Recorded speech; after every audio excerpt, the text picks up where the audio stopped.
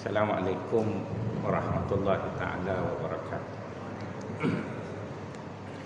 Innal hamdalillah nahmaduhu wa nasta'dihi wa nastaghfiruh wa na'udzu billahi min shururi anfusina wa sayyiati a'malina.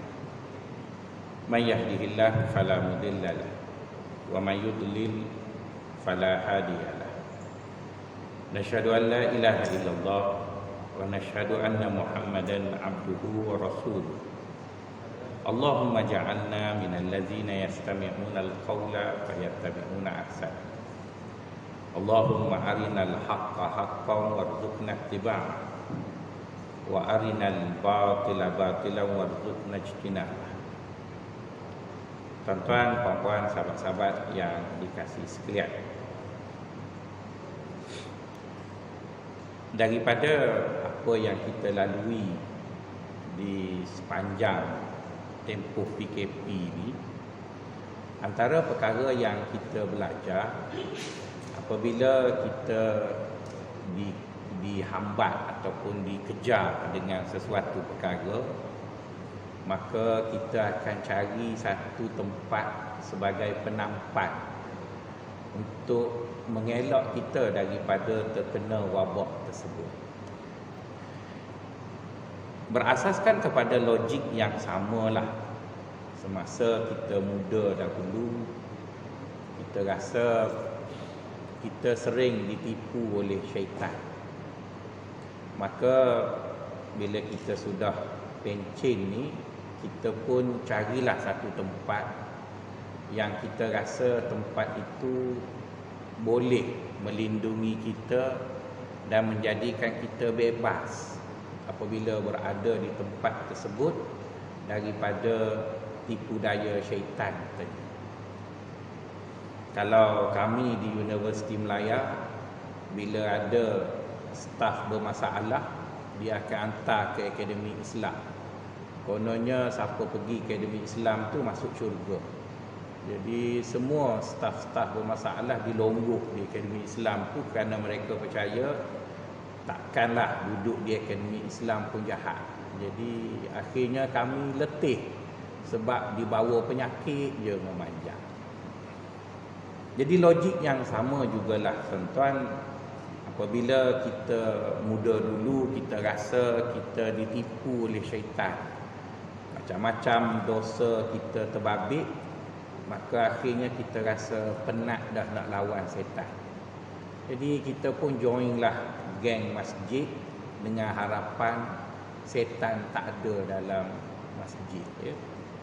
Jadi kalau tuan-tuan dan puan-puan berfikir sedemikian, maka rasanya tuan-tuan dan puan-puan ada salah faham tentang perkara tadi. Kenapa tuan-tuan?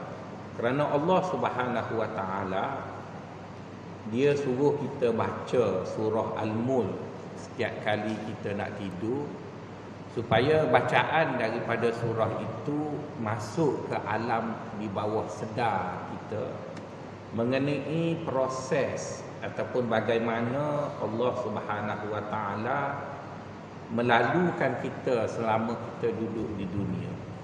Di mana Allah Subhanahu Wa Taala menyatakan dalam ayat 2, di mana Allah menyebut huwallazi khalaqal mauta wal hayata liyabluwakum ayyukum ahsanu amala. Dalam ayat itu kita baca hampir setiap malam sebelum kita tidur, kenyataan Allah mengatakan Dia ciptakan instrumen hidup dan instrumen mati. Dan boleh kita fahamkan hidup itu ialah sesuatu yang kita suka, manakala mati itu sesuatu yang kita tak suka, sebagai instrumen untuk menguji kita selama mana kita hidup. Maka sebab itulah baginda sallallahu alaihi wasallam menghurai pengertian ayat Quran wa'bud rabbaka hatta ya'tiyakal yaqin. Sembahlah Tuhan kamu itu sehingga kamu didatangi yakin. Dan yang dimaksudkan dengan yakin di sana ialah maut, iaitu mati. Jadi tuan-tuan dan puan-puan, sahabat-sahabat yang dikasihi sekalian, kita jangan merasakan bahawa bila kita duduk di luar masjid, setan goda kita. Tapi bila kita masuk masjid, kita selamat, setan itu tidak lagi menggoda kita. Saya rasa sikap dan faham seperti itu akan menjebakkan kita kepada beberapa perkara yang dirisaukan. Takut-takut dahlah masa muda dulu ditipu oleh syaitan di luar masjid, bila masuk masjid ditipu pula oleh syaitan di dalam masjid. Jadi bagi memahami agar kita tidak ditipu dua kali, seperti mana yang dinyatakan oleh baginda sallallahu alaihi wasallam, la yuldagul mu'min fi hufratin marratain. Tidak sepatutnya orang yang beriman itu disengat dari lubang yang sama sebanyak dua kali. Jadi oleh kerana itu, untuk memastikan kita tidak ditipu sebanyak dua kali yang menggambarkan kepada ketololan kita, maka ada baiknya kita mengetahui bagaimana Allah menguji kita dan bagaimana dalam ruang ujian Allah itu syaitan mengambil kesempatan juga untuk menipu kita. Dalam kitab Hikam, tuan-tuan, ada satu hikmah menyebut begini: ma aradat himmatu salikin antakifa indama kushifalaha illa wa nadathu hawatiful haqiqah alladhi tatlubu amamaka wala tabarrajat lahu zawahirul mukawwinat illa wa nadathu haqa'iquha innama nahnu fitnatun fala takfur. Yang bermaksud, Tuan Syekh menasihati kita mengatakan bahawa Allah Subhanahu wa taala itu, tuan-tuan, dia tetap akan uji kita. Kita mari masjid ke, kita tak mari masjid, dia tetap akan uji. Orang yang tak datang masjid adalah instrumen ujiannya tertentu, manakala orang yang datang masjid ada instrumen ujiannya tertentu. Jadi oleh kerana ceramah saya pada pagi ini untuk orang yang datang masjid, kita bicara dalam konteks kita. Jadi Tuan Syekh mengatakan bahawa Allah itu tetap uji kita, dan apabila kita diuji, yang penting ialah lulus. Jadi bagaimana untuk memastikan kita lulus, maka kita harus tahu bagaimana soalan itu dibina dan akhirnya memahaminya dengan betul, maka barulah dapat jawab dengan baik. Jadi kata Tuan Syekh, apabila kita mari ke masjid, maka pastinya lah keberadaan kita di masjid itu suatu yang baik. Tetapi ada satu pihak dalam diri kita ni, dia rasa tak suka, iaitu nafsu kita. Tapi kerana kita menyesal di atas kerugian masa lampau, maka kita paksa nafsu kita ni untuk akur dan duduk bersama kita dalam masjid.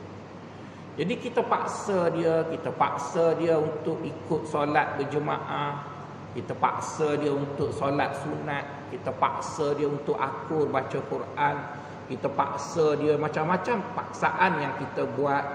Jadi akhirnya, tuan-tuan, nafsu itu mula memperlihatkan kononnya dia akur dengan kita.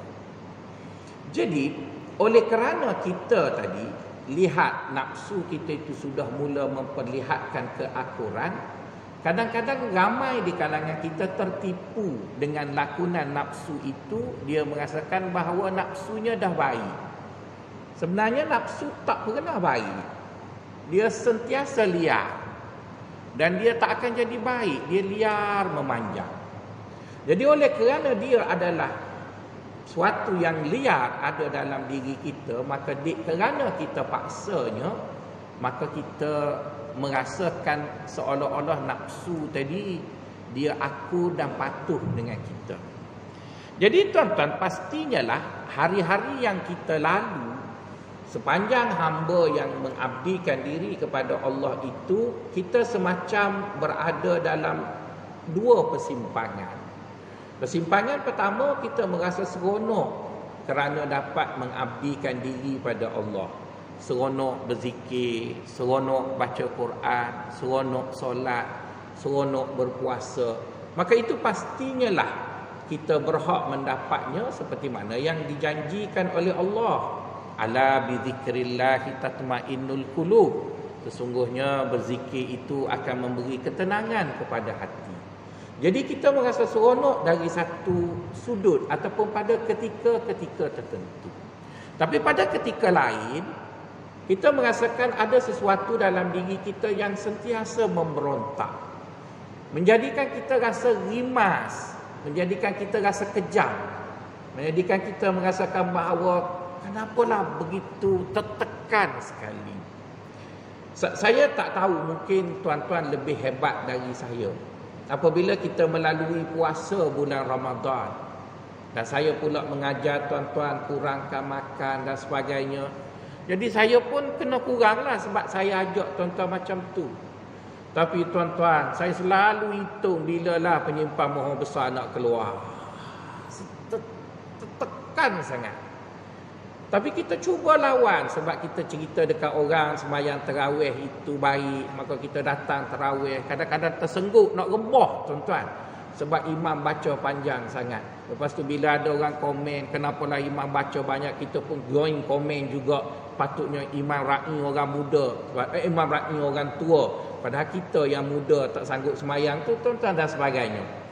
Kita rasa tertekan sangat. Tapi kita cuba tekan kerana kita tahu itulah peluang yang baik. Kadang-kadang kita merasai nikmatnya qiyamul lail. Kadang-kadang kita merasai nikmatnya tadarus dan sebagainya.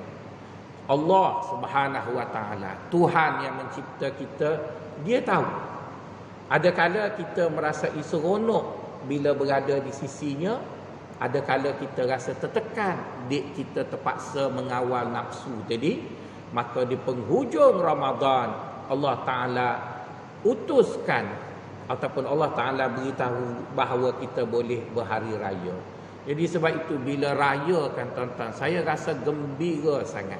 Jadi sebab itu bila ada orang sedih pagi raya, saya pelik. Kenapa sedih ya? Sebab raya itu dijadikan untuk gembira. Mungkin tuan-tuan sedih sebab Ramadan berlalu. Mungkin iman tuan-tuan lebih hebat dari saya lah. Tapi saya gembira sangat untuk beraya kerana dah 30 pagi tak boleh sarapan. Jadi seronok sangat tuan-tuan. Jadi itu menunjukkan bahawa manusia tadi, dia berada di masjid sekalipun, dia tetap berperang dengan diri dia. Adakala dia rasa seronok melakukan ketaatan kepada Allah, tapi pada masa yang lain dia merasa begitu tertekan sebab dia terpaksa melawan nafsu yang ada dalam diri dia. Jadi tuan-tuan, Allah Subhanahu wa taala menyatakan kepada kita bahawa demikianlah corak perjalanan kamu kepada Allah. Kamu akan sentiasa berada dalam dilema. Di kala mana kamu terasa kuat imannya, kamu akan rasa seronok beribadat. Tapi di kala nafsu tadi kuat meronta-ronta, kamu rasa begitu tertekan. Jadi dalam situasi itu tuan-tuan dan puan-puan, sahabat-sahabat yang dikasihi sekalian, Allah Subhanahu wa taala ada menguji kita. Di mana ujian yang paling baik ialah diberi ketika mana seseorang itu ada sedikit alpa. Jadi Allah Subhanahu wa taala dia beri pada kita satu perkara dengan tujuan untuk kita ini ingat ataupun tidak kenapa kita berusaha.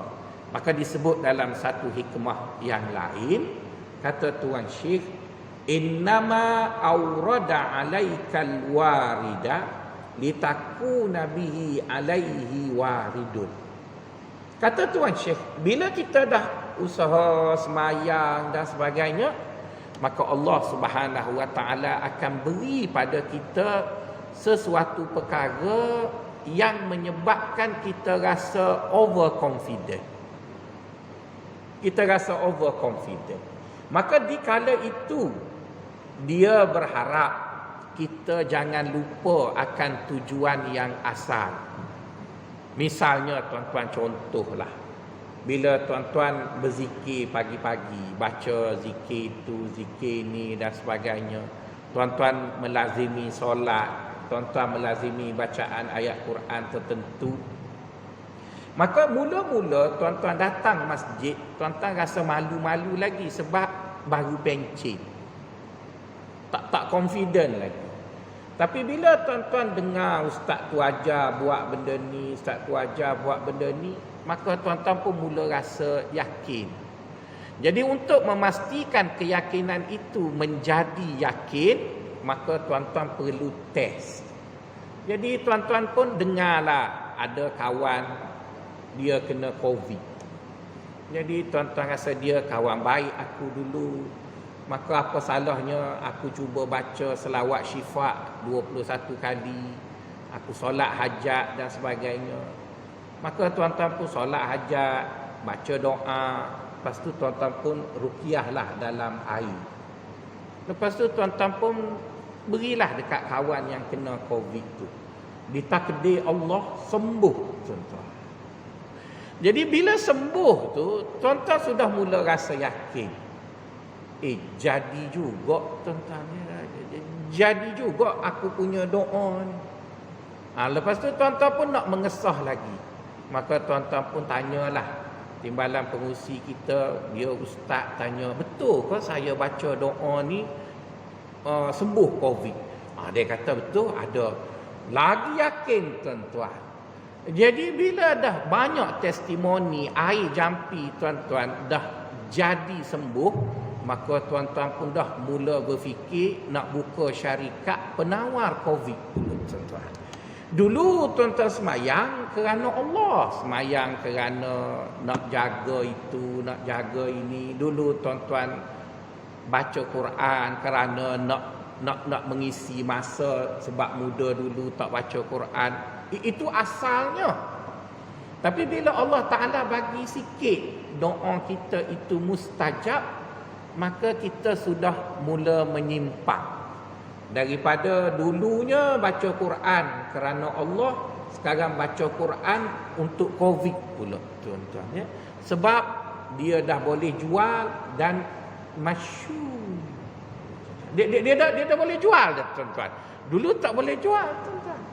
Jadi kata orang tasawuf, kamu mesti beringat kerana perjalanan kamu menuju Allah masih jauh.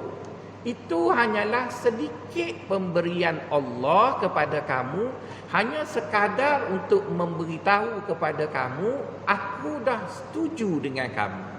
Marilah tetap, marilah. Jadi ujian seperti itu tuan-tuan kadang-kadang memakan ramai orang.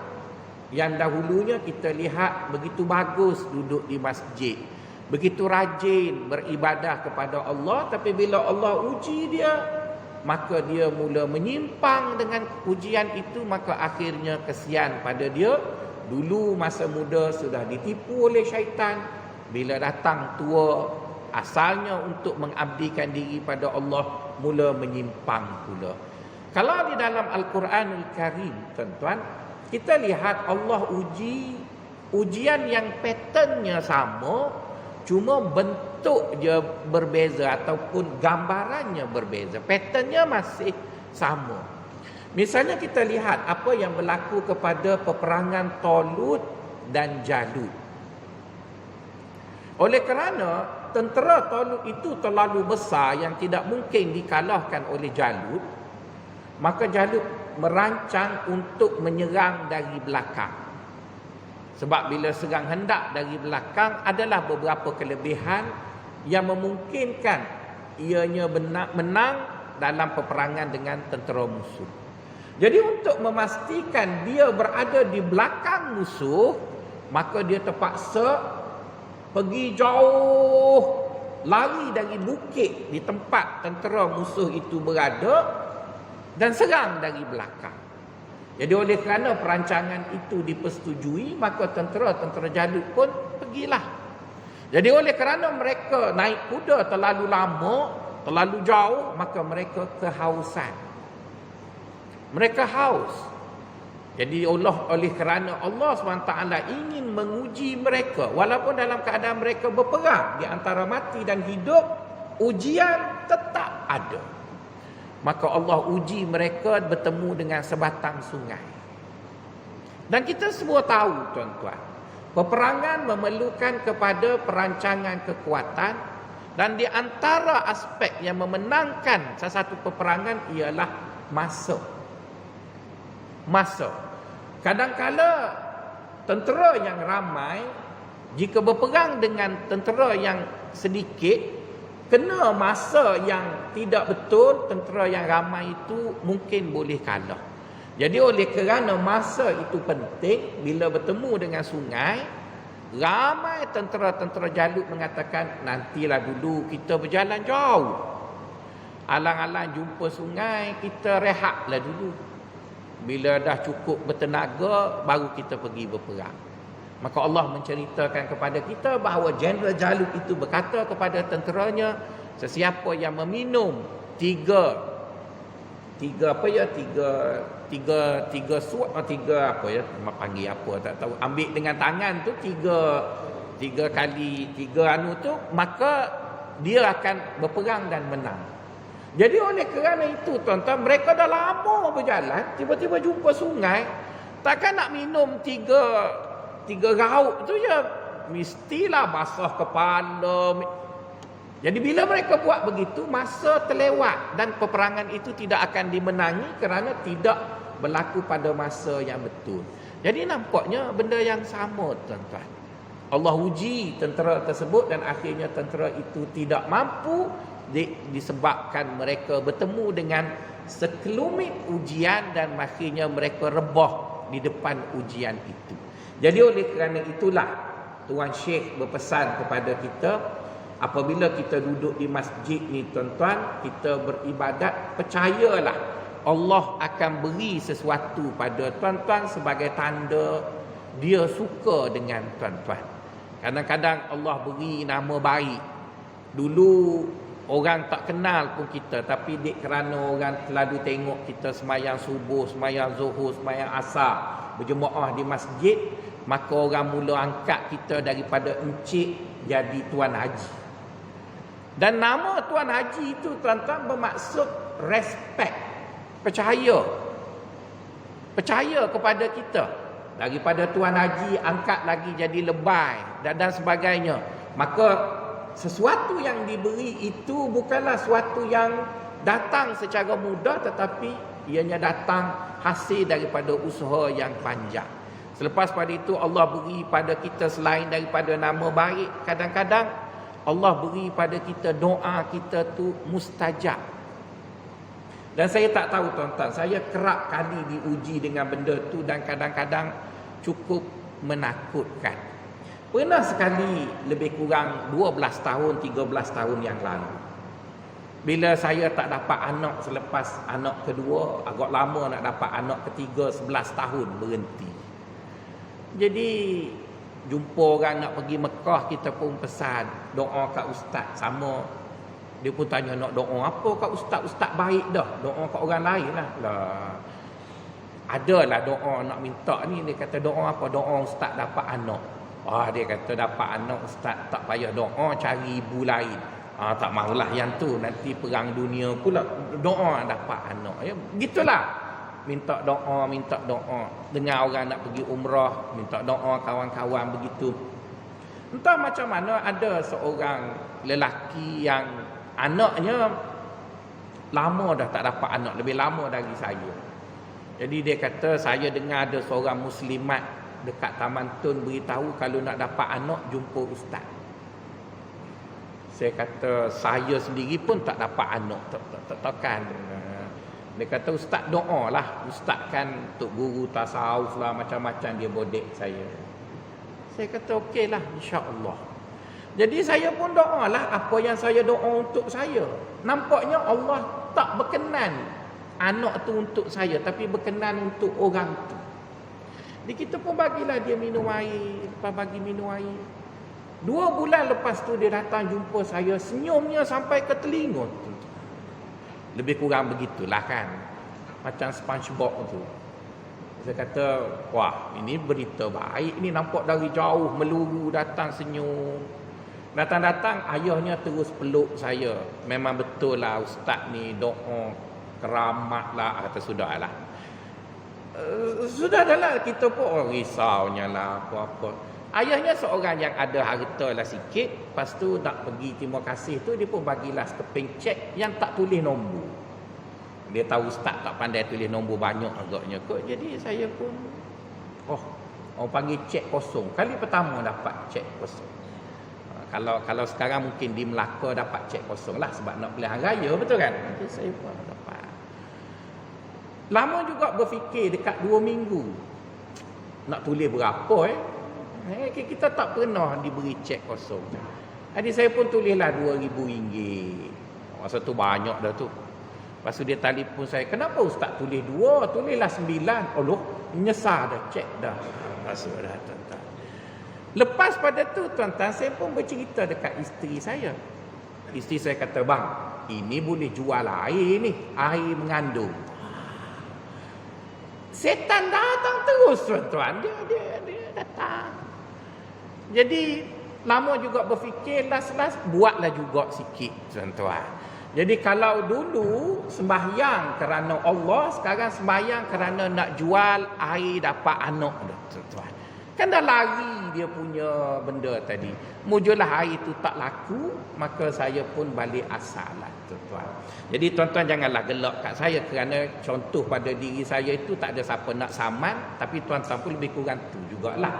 Jadi yang pentingnya tuan-tuan, bila kita beribadat, kita semayang, kita puasa, kita baca Quran, Allah pandang kita. Dia pandang kita. Dan bila dia pandang kita, dia suka dengan kita. Bila dia suka dengan kita, maka dia kabulkan sebahagian daripada doa kita. Maka sebab itulah apabila ada orang susah, biasanya dia akan cari orang yang dia yakin baik. Jadi dalam masyarakat, orang yang diyakini baik ialah orang yang pergi masjid. Kita lah. Jadi kalau ada dalam keluarga sakit, kitanya pula Pak Lang ke Pak Long ke Pak Ngah ke yang selalu datang masjid, mesti orang nak tahlil, dia kata kita, Pak Ngah dah ada, Pak Ngah jadi ketua tahlil. Kenapa? Sebab Pak Ngah selalu pergi masjid dan sebagainya. Jadi tuan-tuan, Allah Subhanahu Wa Taala yang memandang kita setiap hari di masjid, sembahyang dan sebagainya, pasti akan beri sesuatu pada kita di dunia ini sebagai suatu tanda dia suka dengan kita. Jadi apabila dia beri sesuatu pada kita sebagai tanda dia suka dengan kita, maka Tuan Syekh pesan dekat kita, kita jangan seronok sangat dengan benda tu. Kerana dia beri itu hanyalah sekadar untuk beritahu pada kita bahawa apa yang kamu buat selama ini aku suka. Tapi janganlah kamu asyik dengan perkara itu. Sebaliknya teruskanlah usaha yang telah kamu lakukan. Setiap hari kamu kekalkan apa yang kamu buat. Aku akan beri sesuatu yang lain lagi. Dan aku beri sesuatu yang lain. Jadi itu yang dimaksudkan oleh Tuan Syekh. Kalaulah kita bayangkan bagaimana Allah Subhanahu Wa Taala itu, dia membantu kita untuk sampai kepadanya, seperti kita tengok orang tarik kereta untuk naik ke atas bukit. Jadi apabila kereta tadi dia nak naik ke atas bukit, dia juga ada enjin untuk menggerakkan roda itu untuk dia naik. Tapi kerana bukit itu terlalu tinggi, maka perlu dibantu. Maka orang yang duduk di atas itu akan menarik kenderaan tadi, dan kenderaan itu sendiri juga menolak dirinya. Jadi begitulah kita menuju kepada Allah Subhanahu Wa Taala. Kita mesti menggerakkan enjin kita, iaitu kekalkan momentum yang kita buat ini, dan Allah SWT akan berikan sesuatu untuk melajakkan pusingan roda kita tadi, untuk kita terus mendaki dan mendaki dan mendaki. Kata orang-orang yang selalu berada di tempat tinggi, bila kita ingin memanjat ke tempat tinggi, Jangan banyak sangat lihat di sekeliling atau ke bawah. Nanti jadi gayat. Jadi begitulah juga dalam menuju pada Allah. Bila kita lakukan sesuatu yang Allah Ta'ala suka dan kita dapat konsisten dalam melaksanakan perkara itu, percayalah tuan-tuan akan diuji. Dan dalam ujian itu, syaitan akan melihat di mana titik lemah kita, dan ketika mana titik lemah itu terserlah, maka syaitan akan ambil peluang itu untuk merosakkan kita kali kedua. Jadi oleh kerana itu benarlah apa yang disebut oleh Imam Syafi'i rahimahullah. Aku risau kawan-kawanku yang berada di masjid masuk neraka lebih daripada aku risau daripada orang-orang yang tidak datang ke masjid. Kerana orang yang jauh dari masjid, mereka tahu bahawa mereka itu berdosa. Maka mereka nampak di atas dosa yang mereka lakukan, mereka hanya perlu satu langkah sahaja untuk masuk syurga, iaitu bertaubat, dan mereka boleh pulang ke jalan yang sebenar. Adapun kita yang duduk di masjid ini, tuan-tuan, kadang-kadang kita terkeliru. Kita keliru dengan apa yang ada di dalam apa yang sedang kita lakukan. Kita nak kata kita tak betul, kita baca ayat Quran.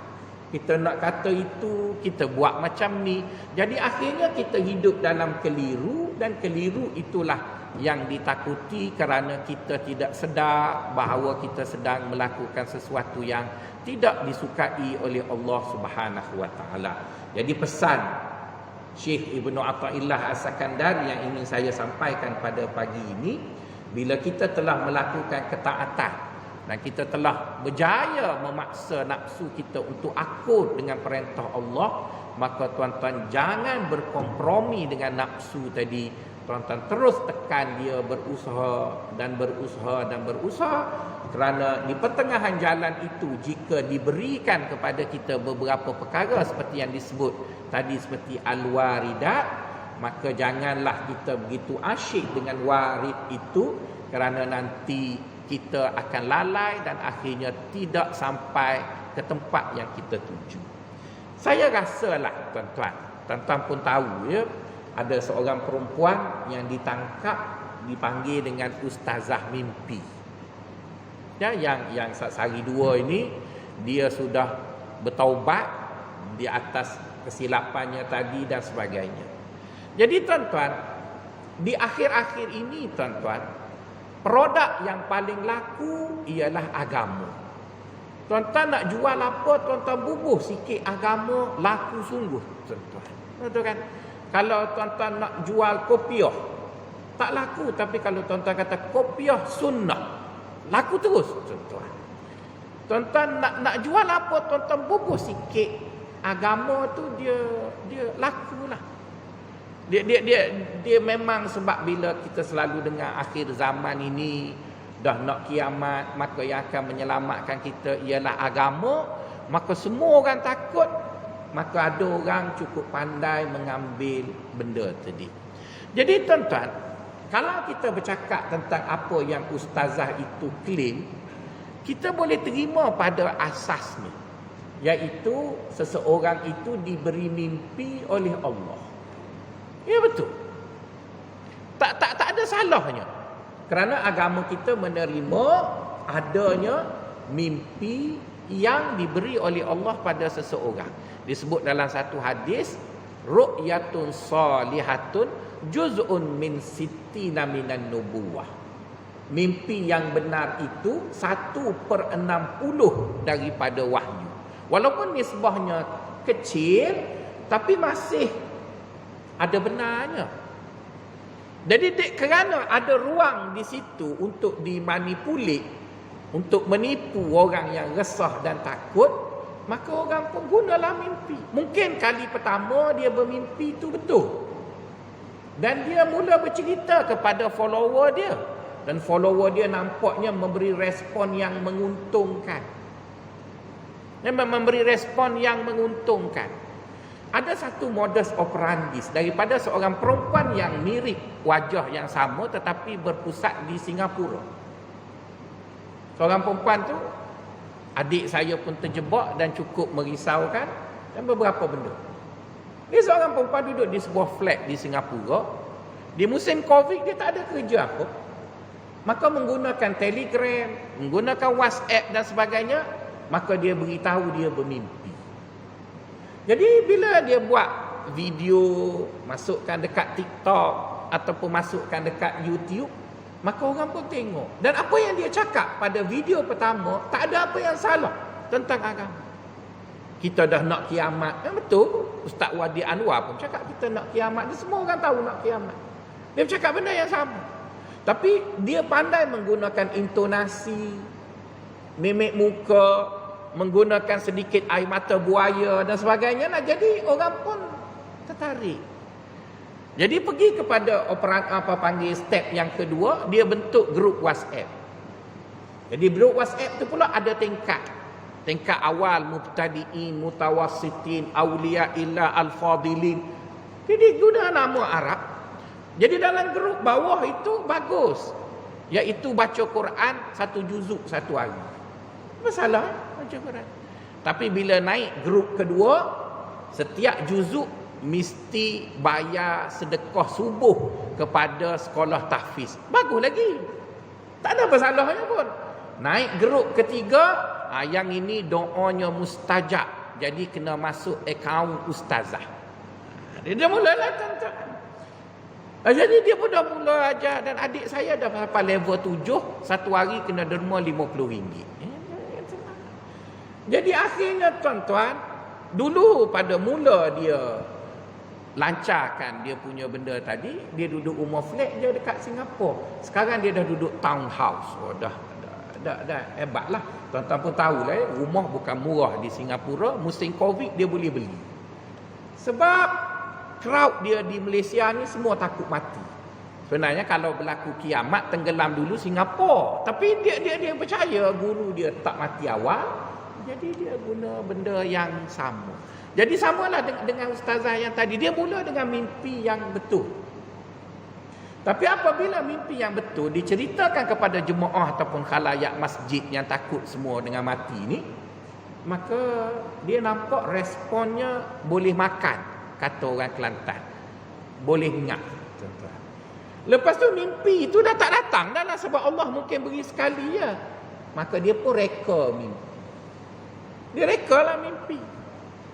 Jadi mungkin pada peringkat awal Allah beri padanya mimpi yang benar tadi kerana dia baca Quran, dia bersuluk.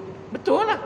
Tapi bila dia dah dapat benda tu dan boleh dijadikan modal untuk memeningkan khalayak ataupun followernya, maka dia pun buat. Dia pun buat. Akhirnya dia pun melalut dan sebagainya.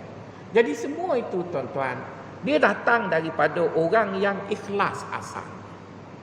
Dia tak datang daripada orang jahat. Dia datang daripada orang yang memang baik. Tapi Allah, oleh kerana Allah SWT ingin menguji kita, maka Allah beri sesuatu. Jadi bila dia dah dapat sesuatu itu, sesuatu yang diberi itu menjadikan dia lari daripada tujuan asal. Jadi oleh kerana itu, marilah sama-sama kita berhati-hati. Bila Allah beri pada kita doa yang mustajab, tak mengapa kita ataupun tidak salah kita doakan untuk kawan-kawan, untuk diri kita. Tetapi jangan kita teralih arah daripada beribadat kepada Allah kepada beribadat untuk mendapat doa yang mustajab tadi. Kadang-kadang Allah Ta'ala berikan pada kita mimpi. Yalah, akhir-akhir ni bila kita dah tua tuan-tuan, tidur pun tak cukup nyenyak. Berfikir macam-macam. Pasal anak, pasal masyarakat, pasal apa. Dek kerana kerisauan itu terlalu mendalam, lepas tu kita datang masjid pula baca Quran, maka berlakulah kombinasi antara ayat Quran, huraian ustaz dan masalah yang datang. Maka manalah tahu tercetus idea yang Allah beri, maka kita pun dapatlah melihat beberapa bentuk ataupun beberapa saat daripada gambaran yang akan datang. Maka kita pun perhati dan kita rasa betul berlaku seperti yang kita mimpikan.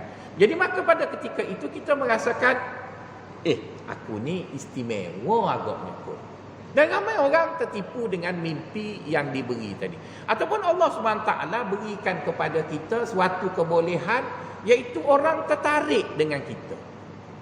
Ada juga tuan-tuan, dulunya sebelum dia pencen mari masjid, dia adalah seorang yang jaga store ataupun orang yang jaga inventory syarikat. Manalah ada orang nak berinteraksi dengan dia. Tapi bila dia dah datang masjid, ramai orang suka dengan dia. Jadi bila ramai orang suka dengan dia, itu ialah suatu perkara yang Allah beri pada seseorang. Jadi kita yang mendapat nikmat itu setelah mana kita melakukan usaha-usaha untuk mengabdikan diri kepada Allah, tidak salah perkara itu digunakan, cuma jangan tersilau ataupun janganlah kita terlalu terpukau dengan perkara tersebut yang asalnya kita lakukannya untuk mendapat redha Allah, sehingga kita sekarang melakukannya untuk mendapat sesuatu. Jadi oleh kerana itu tuan-tuan, perkara tadi asalnya Allah uji. Jadi bila Allah uji, syaitan pun masuk sekali. Jadi bila syaitan masuk sekali, maka fahamlah kita bagaimana ujian itu begitu besar. Satu datang dari Allah, satu datang dari syaitan yang cukup berpengalaman, yang sekian lama dah tipu kita ini. Maka dia akan guna kita, dia akan putar kita sehingga jadi berbelit-belit. Dan itulah yang kita lihat hari ini. Apabila kita terjebak dengan perkara seperti itu, maka kita pun jadi keliru. Saya cakap dekat adik saya, itu dah tak betul dah tu. Dia kata takkan tak betul. Allah kan suruh kita minta apa saja. Jadi kalau dulu saya tengok dia baca Quran kerana dia nak khatam Quran, baguslah. Sebab dulu tak baca Quran. Sekarang dia baca Quran untuk khatam, dan setelah khatam dia berdoa dekat setengah jam. Semua minta. Nak barang kemas banyak, betul kan? Nak kereta besar. Jadi kita kata, jadi lain benar nak mintanya. Dia kata, abang tak faham. Oh, abang dia tak faham. Tok guru dia jauh, international, Singapura, tuan-tuan. Lepas tu pula tulis dalam bahasa Inggeris. Jadilah hebat, abang kecek Kelantan. Darah tak habis-habis lagi. Jadi bermaksud tuan-tuan, berdoa. Jadi kalau dulu kita semayang duha adalah kerana untuk mengingatkan kita pada Allah di waktu duha. Sekarang dah semayang duha kerana nak menyaingi Dr. Vida. Jadi jauh tuan-tuan, lagi. Jadi kalau tuan-tuan juga terjebak dengan perkara itu, saya rasa malanglah.